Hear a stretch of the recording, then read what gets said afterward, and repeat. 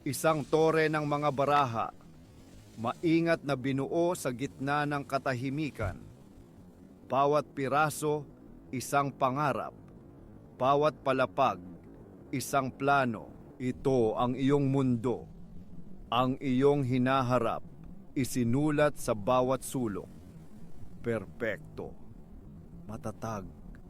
Walang puwang para sa pagkakamali. Hanggang sa dumating ang kanyang anino. Isang mahabang anino na gumapang sa sahig. Malamig. Hindi inaasahan. Hindi siya nagsalita. Huminga lang siya.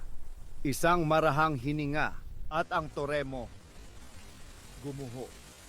Piraso-piraso. Isang bulong ng hangin ang sumira sa lahat ng iyong katiyakan. Pero hindi ka nagalit. Sa halip, ngumiti ka. Dahil sa wakas, naintindihan mo na ito ang modernong babae. Isang nilalang ng kabalintunaan. Nananabik sa katatagan, ngunit takot na takot sa pagkakakulong. Inialay mo sa kanya ang iyong plano, ang blueprint ng isang perpektong buhay, isang bahay, isang pamilya, isang ligtas na hinaharap. Inaasahan mo ang kanyang kagalakan, ang kanyang pasasalamat. Ngunit ang nakita mo sa kanyang mga mata ay takot. Bakit? Tinanong mo ang iyong sarili. Bakit niya tinatanggihan ang katiyakan na pilit mong inaabot? Dahil para sa kanya, ang iyong plano ay hindi isang regalo. Ito ay isang hawla, isang kwentong tapos na, kung saan ang papel niya ay isinulat mo na. Hindi siya ang bida. Isa lang siyang tauhan sa iyong dula. Ang modernong babae ay pinahahalagahan ang kanyang kalayaan ng higit sa lahat.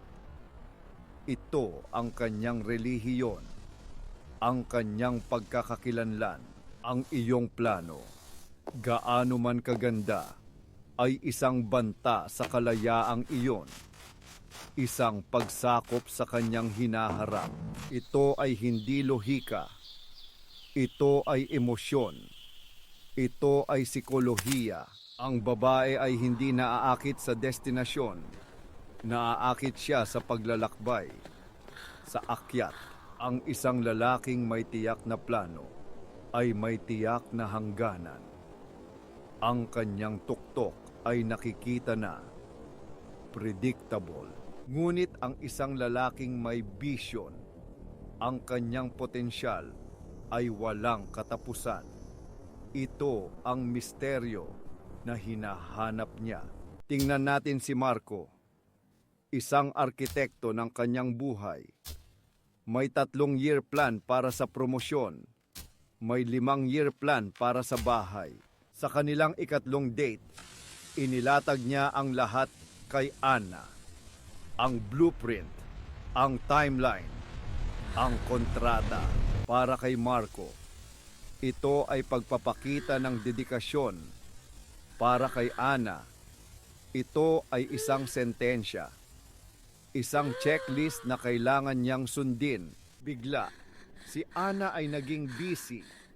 Palaging may dahilan. Palaging may hadlang. Pumapatol siya sa mga artistang walang pera. Sa mga musikero na walang direksyon. Mga lalaking nag-aalok ng gulo, hindi ng plano. Dahil sa kanilang kawalan ng katiyakan, nakahanap siya ng espasyo para sa sarili niya. Isang blangkong pahina na pwede niyang sulatan. Naiwan si Marco. Hawak ang kanyang perpektong blueprint.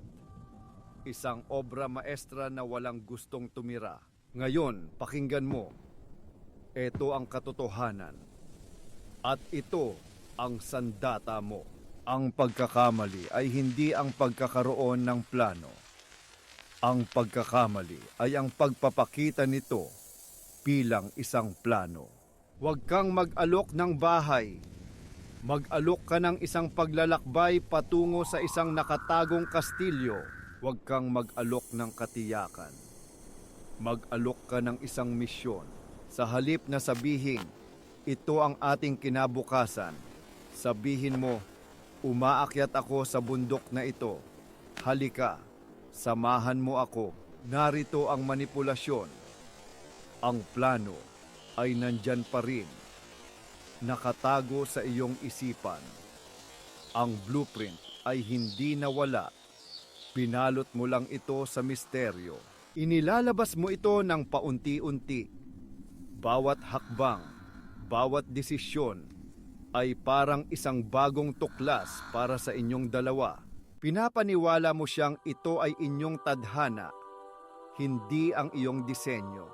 Gagamitin mo ang kanyang pagkauhaw sa spontaneity para akayin siya kung saan mo nais.